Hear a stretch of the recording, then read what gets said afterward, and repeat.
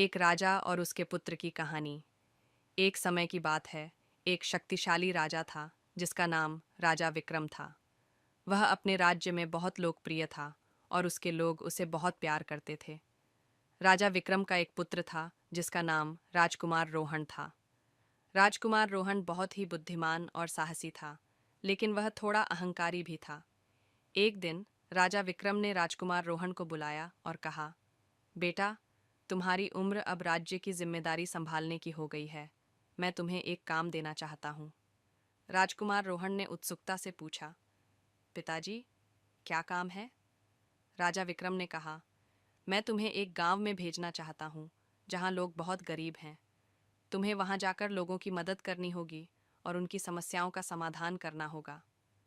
राजकुमार रोहन ने थोड़ा हिचकिचाते हुए कहा, लेकिन पिताजी, मैं तो राजकुमार हूँ, मुझे ऐसा काम करने की ज़रूरत नहीं है।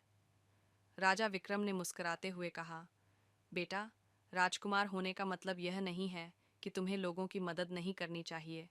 राजकुमार होने का मतलब है कि तुम्हें लोगों की सेवा करनी चाहिए। राजकुमार रोहन ने अपने पिता की बात मानी और गांव में चले गए।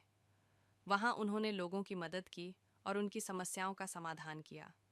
उन्होंने गांव के लोगों के साथ मिलकर काम किया और उनके जीवन में सुधार लाने में मदद की। कुछ समय बाद राजकुमार रोहन ने अपने पिता को एक पत्र लिखा और कहा, पिताजी, मैंने आपकी बात मानी और गांव में जाकर लोगों की मदद की। मैंने बहुत कुछ सीखा और मेरे जीवन में भी सुधार आया है। राजा विक्रम ने अपने पुत्र के पत्र को पढ़ा और मुस्कुराए। उन्होंने सोचा कि उनका पुत्र अब एक सच्चा राजकुमार बन गया है जो लोगों की सेवा करने के लिए तैयार है।